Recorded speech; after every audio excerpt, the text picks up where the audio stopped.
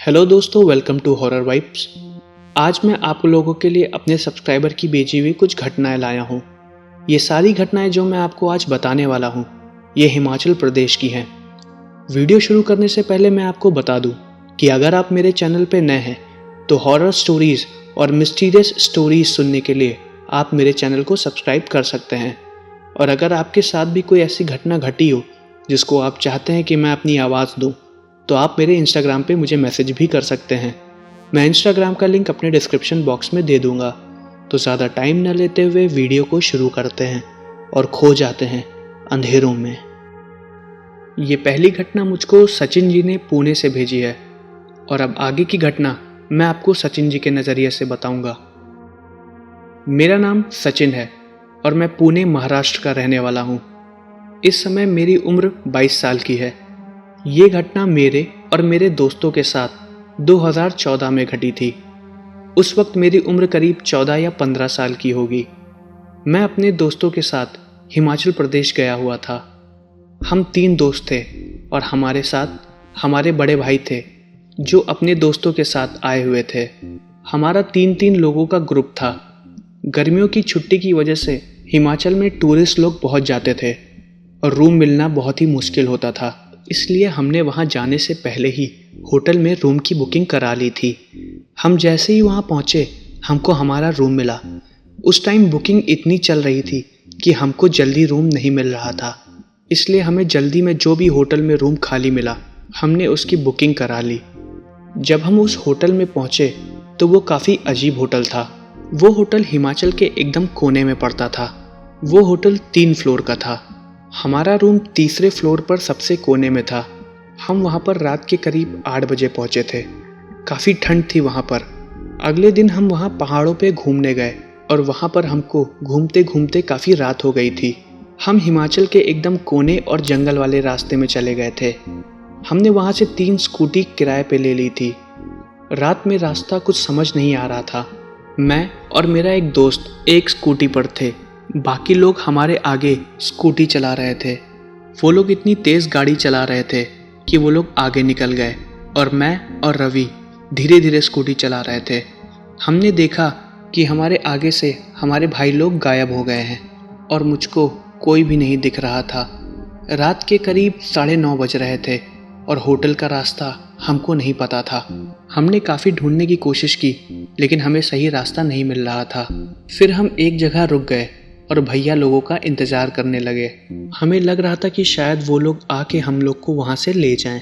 पहाड़ी इलाके में अक्सर रात में ज़्यादा ठंड हो जाती है और शांति भी। हम जहाँ खड़े थे उसके नीचे झाड़ियों वाली काफ़ी गहरी खाई थी जो काफ़ी ज़्यादा झाड़ियों से ढकी हुई थी और दूसरी तरफ पहाड़ थे। कुछ देर तक हम वहाँ पर बैठे रहे और ठंड धीरे धीरे बढ़ती जा रही थी। कोई भी गाड़ी रात में नहीं निकल रही थी। तभी मुझको झाड़ियों से नीचे किसी की आवाज़ आने लगी। वो आवाज़ ऐसी थी जैसे कोई बहुत ज़ोर ज़ोर से सांस ले रहा हो। मेरे साथ जो मेरा दोस्त था उसका नाम ऋषि था। ऋषि ने भी उस आवाज़ को साफ साफ सुना और हम झाड़ियों में देखने लगे। हमने जैसे ही देखा तो वहाँ पर एक बहुत पुरानी सी और बड़ी सी पेड़ की झाड़ थी। हमें उस झाड़ के पीछे एक लड़की बैठी हुई दिखी। उसकी उम्र ज़्यादा नहीं थी, उसकी उम्र करीब 13 या 14 साल की होगी। वो एक छोटी सी बच्ची थी। उसके पूरे बाल खुले हुए थे और वो अपने दोनों हाथों और पैरों को मोड़ के नीचे की तरफ देख रही थी। ऐसा लग रहा था कि वो किसी से डरी हुई है। हमको अंधेरे में उसका चेहरा नहीं दिख रहा था और ना ही वो नज़र आ रही थी। हमको उसकी बस परछाई दिख रही थी और थोड़ी बहुत रोशनी जो उसके ऊपर गिर रही थी उससे पता चल रहा था कि वहाँ पर झाड़ियों के पीछे कोई बैठा हुआ है। मैंने उसको आवाज़ दी, वो कुछ नहीं बोली। फिर मेरे दोस्त ऋषि ने उसको बहुत ज़ोर से बुलाया कि तुम कौन हो। वो हमारी तरफ अचानक से घूमी और चिल्लाने लगी। जब वो चिल्लाई तो उसने अपना बहुत बड़ा सा मुंह खोला। हमने देखा कि उसके मुंह में एक भी दांत नहीं थे और उसकी आंखें बंद थी। ऐसा लग रहा था कि उसकी एक आंख है ही नहीं। वो अचानक से हमारी तरफ दौड़ने लगी और हम वहाँ से भागने लगे। अपनी गाड़ी हमने वहीं पर छोड़ दी थी और जितना तेज़ी से हो सके हम उतना तेज़ी से वहाँ से भाग रहे थे। वो हमारा पीछा कर रही थी। रोड पर काफ़ी ज़्यादा बर्फ़ थी और बर्फ़ की वजह से मेरा पैर बार बार रोड पे फिसल रहा था। मैं फिसल के नीचे गिर गया और ऋषि मुझको उठाने के लिए वापस मुड़ा। उसने देखा कि वो बच्ची भागते हुए हमारी तरफ आ रही है और वो बहुत ज़ोर से चिल्ला भी रही थी। उसकी आवाज़ इतनी तेज़ थी कि मैं उसकी आवाज़ सुन के काँप रहा था और मेरे हाथ पैर काम ही नहीं कर रहे थे। जहाँ पे ऋषि खड़ा हुआ था उसके बगल में एक बड़ा सा डंडा पड़ा हुआ था। उसने उस डंडे को उठाया और उस बच्ची की तरफ ज़ोर से फेंका। वो डंडा उसके बहुत ज़ोर से लगा। जब वो डंडा उसके शरीर पे लगा तो वो बहुत ज़ोर से चिल्लाने लगी। मुझको ये तो पता चल गया था कि वो कोई इंसान नहीं है, पहाड़ों में रहने वाली कोई डायन या चुड़ैल है जो अब हमारे पीछे लग गई है। मैं वहीं ज़मीन पर ही पड़ा हुआ था। मैं किसी तरह वहाँ से उठा और ऋषि की तरफ भागने लगा। हम दोनों ने एक दूसरे का हाथ पकड़ा और वहाँ से भागने लगे। कुछ देर बाद वो डायन हमारे पीछे से गायब हो गई और कुछ देर तक हम वहीं पर खड़े रहे क्योंकि हमारी स्कूटी वहीं पर छूट गई थी। वो कौन थी हमको कुछ नहीं पता था और उस रोड पर वहाँ का कोई भी लोकल आदमी भी नहीं था जिससे हमको किसी प्रकार की कोई मदद मिल सके। फिर ऋषि ने मुझसे बोला कि हमें अपनी स्कूटी को वहाँ से उठा के लाना पड़ेगा। सच बताऊँ तो मुझको बहुत ही ज़्यादा डर लग रहा था, लेकिन मैं उसकी बात मान के वहाँ जाने के लिए तैयार हो गया। कुछ दूर जाने के बाद हमको हमारी स्कूटी साफ साफ नज़र आ रही थी। हम उसकी तरफ धीरे धीरे जा रहे थे, तभी हमको पीछे से एक कार आती हुई दिखी। हमने उस कार को रोकने की कोशिश की, लेकिन वो कार नहीं रुकी क्योंकि वहाँ पर आए हुए टूरिस्ट लोग रात में अपनी गाड़ियों को नहीं रोकते हैं। जिस एरिया में हम लोग थे वहाँ पर काफ़ी ज़्यादा अंधेरा भी था और हम धीरे धीरे अपनी स्कूटी की तरफ जा रहे थे। हमको फिर से वही आवाज़ आने लगी, लेकिन इस बार वो आवाज़ बहुत दूर से आ रही थी। हमने देखा कि वो डायन नीचे की तरफ दोबारा बैठी हुई है और ज़ोर ज़ोर से सांस ले रही है। वो शायद कुछ खा रही थी। मैं और ऋषि चुपचाप स्कूटी पर बैठ गए और बिना स्टार्ट किए हुए उसको धीरे धीरे आगे की तरफ ले जाने लगे। जब हम उस जगह से थोड़ा दूर आ गए तो हमने स्कूटी को चुपचाप स्टार्ट किया और वहाँ से लेके आगे चले गए। हमको होटल का रास्ता बिल्कुल भी नहीं याद था, तो कुछ आगे चलने पर हमको एक दुकान वाला मिला जो रात में लोगों के लिए चाय और मैगी वगैरह बनाया करता था। हमने उसको अपने होटल का नाम बताया और उसे वहाँ जाने का रास्ता भी पूछा। उसने हमारे चेहरे को देखा, हम काफ़ी डरे हुए थे, तो उसने हमसे पूछा कि हम इतने घबराए हुए क्यों हैं। तो हमने उसको उस डायन के बारे में बताया। जब उस दुकान वाले ने हम लोग की बात सुनी तो उसने हम लोगों को बताया कि हमने जिसको देखा था वो सच में एक डायन थी जो रात के वक्त उन जंगलों में भटका करती है। वो एरिया कौन सा था ये तो मुझको नहीं पता था, लेकिन उस दुकान वाले ने हम लोगों को बताया था कि वो जंगल भूतिया है। वो कोई चोर या डाकू नहीं था, वरना हमारी स्कूटी छोड़ के भाग जाने के बाद भी वो हमारी स्कूटी लेके नहीं गया। वो वहीं पे ही खड़ी थी। हम उसी दुकान वाले के यहाँ चाय पीने लगे और जैसे ही चाय पी के हम वहाँ से निकले, हमारे भाई लोग हमको ढूंढते हुए वहीं पर आ गए और हमने उनको सारी बात बताई। हमारी बात पर उन लोगों ने विश्वास भी किया। हम सब लोग फिर उसी दुकान वाले के यहाँ बैठ के चाय पीने लगे और फिर उस दुकान वाले ने हमारे भाई को और उनके दोस्तों को सारी बात बताई। मेरे भाई के दोस्त लोग वहाँ चलने के लिए राज़ी हो गए, लेकिन मैं और ऋषि काफ़ी डरे हुए थे तो हम नहीं गए और हमने उनको वहाँ जाने से मना भी कर दिया। वो लोग हमसे उम्र में काफ़ी ज़्यादा बड़े भी थे, तो वो लोग वहाँ पर गए, लेकिन उनको वहाँ पर कुछ भी नहीं मिला। वो लोग उसी जगह पर कुछ देर तक खड़े भी थे और बातचीत भी की, लेकिन वहाँ पर कुछ भी नहीं था। उन्होंने हमसे बोला कि हम झूठ बोल रहे हैं, ऐसा वहाँ पर कुछ भी नहीं था, लेकिन हम जानते हैं कि हमने उनको जो कुछ भी बताया था उसका एक एक शब्द सच था। ये दूसरी घटना मुझको रोहन जी ने हिमाचल प्रदेश से भेजी है। अब आगे की घटना मैं आपको रोहन जी के नज़रिए से बताऊंगा। मेरा नाम रोहन है और मैं हिमाचल का रहने वाला हूँ। ये घटना मेरे साथ 2009 में घटी थी। मेरे घर में मेरे माता पिता और एक छोटा भाई है। मेरे दादाजी हिमाचल के एक गांव में रहते हैं। जो थोड़ा ऊंचाई पर पड़ता था। अक्सर मैं छुट्टियों में अपने पापा और मम्मी के साथ वहाँ पे उनके यहाँ जाया करता था। मेरे पापा एक गवर्नमेंट एम्प्लॉय हैं, तो उनको सरकार की तरफ से घर मिला हुआ था।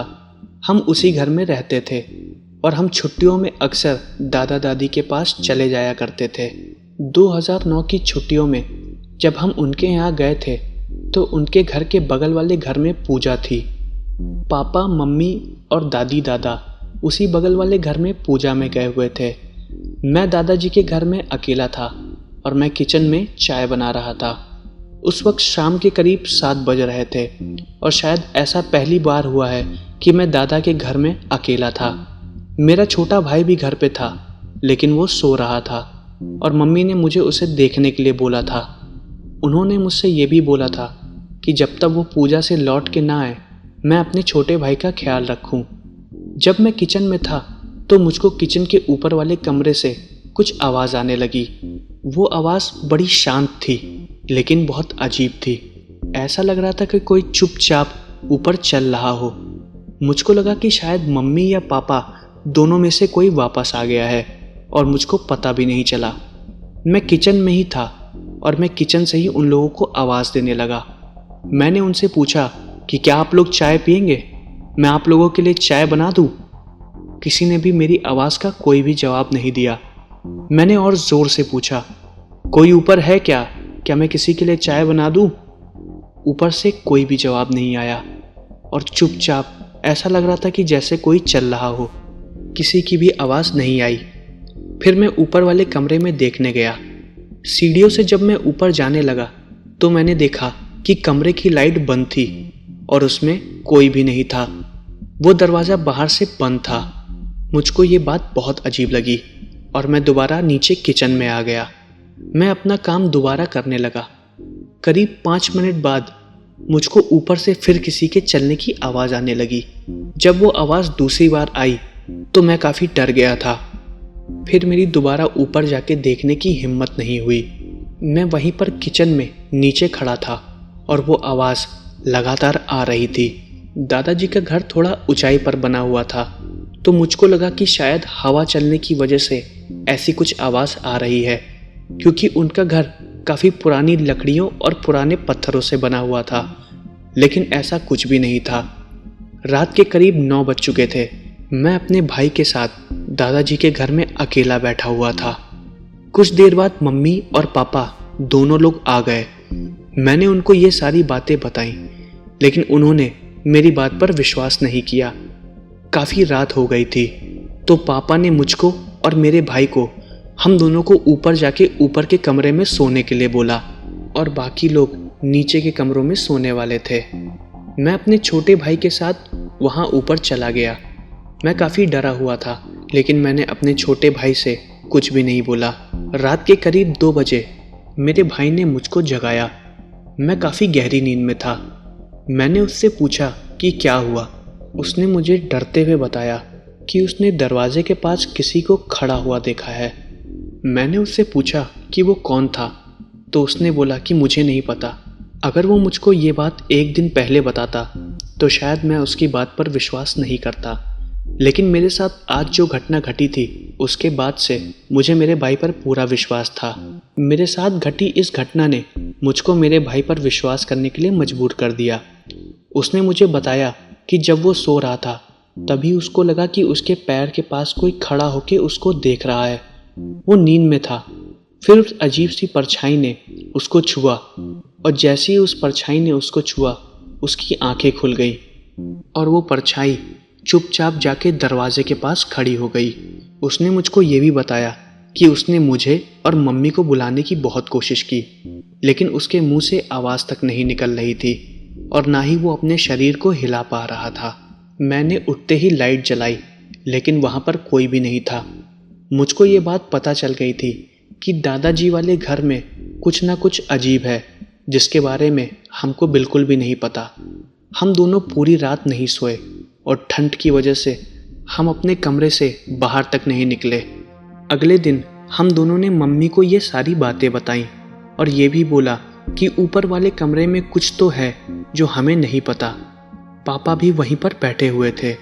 जब उन्होंने हमारी ये बात सुनी तो उन्होंने हमको बताया कि दादाजी का घर जिन लकड़ियों और पत्थरों से बना हुआ है वो काफ़ी पुरानी है।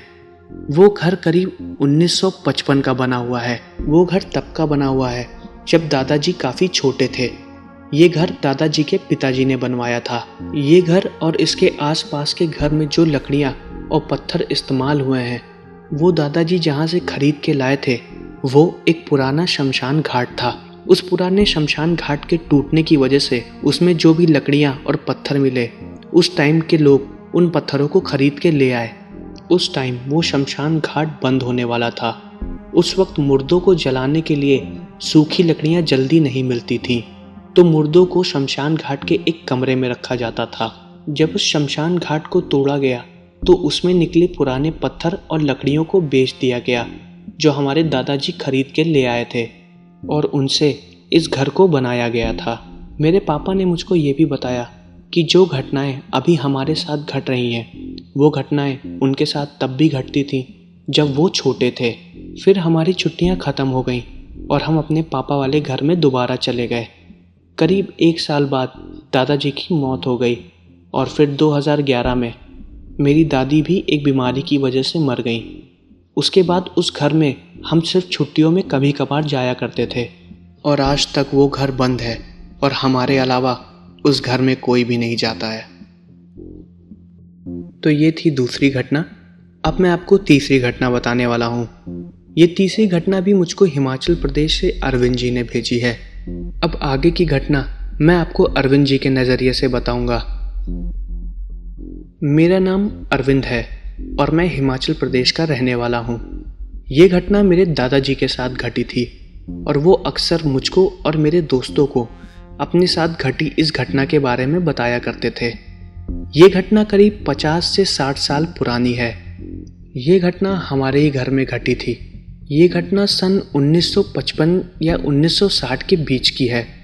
मेरे दादाजी के पिताजी ने यहाँ पर एक घर खरीदा था। जिनसे मेरे दादाजी ने ये घर खरीदा था वो बहुत बूढ़े थे। उनको किसी तरह इस घर को बेच के यहाँ से जाना था। मेरे परदादा को ये घर बहुत सस्ते में मिल रहा था, तो उस टाइम उन्होंने लालच की वजह से इस घर को जल्दी जल्दी में खरीद लिया। जब वो घर खरीद रहे थे तो घर के पड़ोसियों ने उनको इस घर को लेने से बहुत मना किया।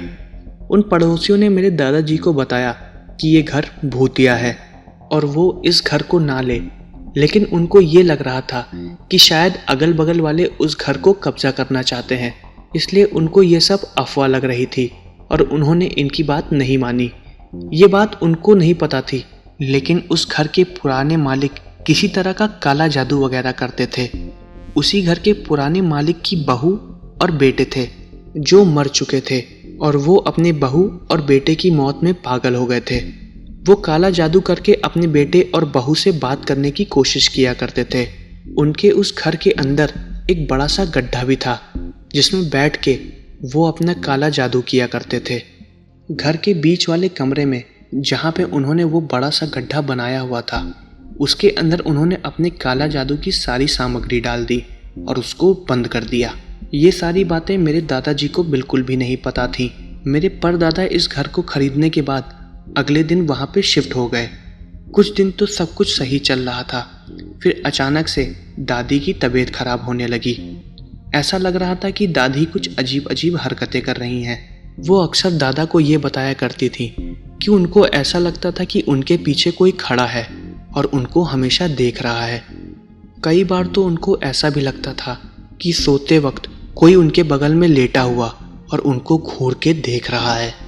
ये सारी बातें जब दादी ने दादा को बताई तो उन्होंने इनकी बात पर बिल्कुल भी विश्वास नहीं किया। दादी को ये भी लगता था कि कोई औरत बार बार पीछे से उनका नाम बुला रही है।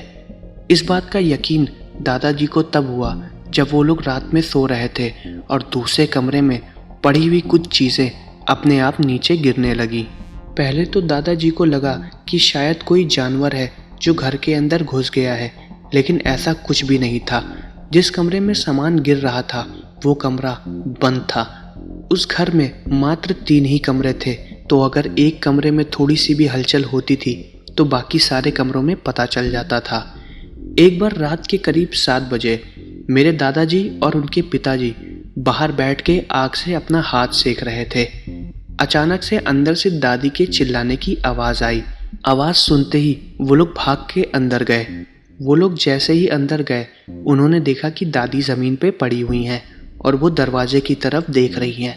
उन्होंने इशारा करते हुए ये बताया कि दरवाजे के पास कोई आदमी खड़ा है जो उनको देख के हंस रहा है। वो इतनी ज़ोर से चिल्लाई थी कि अगल बगल के घर वाले भी आके हमारे घर के सामने खड़े हो गए।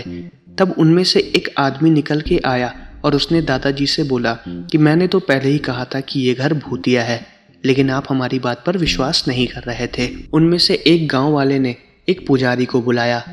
उस पुजारी ने जब घर को ठीक से देखा तो उसने बताया कि इस घर पे काली शक्तियों का पहरा है। पुराना आदमी जो रहता था उसने इस घर में कुछ काली तांत्रिक शक्तियों की चीज़ों को छुपाया हुआ है। उसने ये भी बताया कि घर के बीचों बीच एक गड्ढा करो, उसमें से ढेर सारा सामान निकलेगा। और जब उन्होंने वो गड्ढा किया तो उसमें से पुराने कपड़े और एक काले बक्से में जानवरों की हड्डियाँ मिली। उन हड्डियों में किसी तरीके का जादू किया गया था। ये सारी चीज़ें उन काली शक्तियों को अपनी तरफ खींच रही थी। इसी वजह से उस घर में भूत प्रेत घूम रहे थे। ये सारी चीज़ें दादाजी के पिताजी ने उठा के बाहर जंगलों में फेंक दी और उसके बाद उन तांत्रिक ने थोड़ी बहुत पूजा की। उसके बाद ऐसी कोई भी चीज़ें उस घर में नहीं हुई।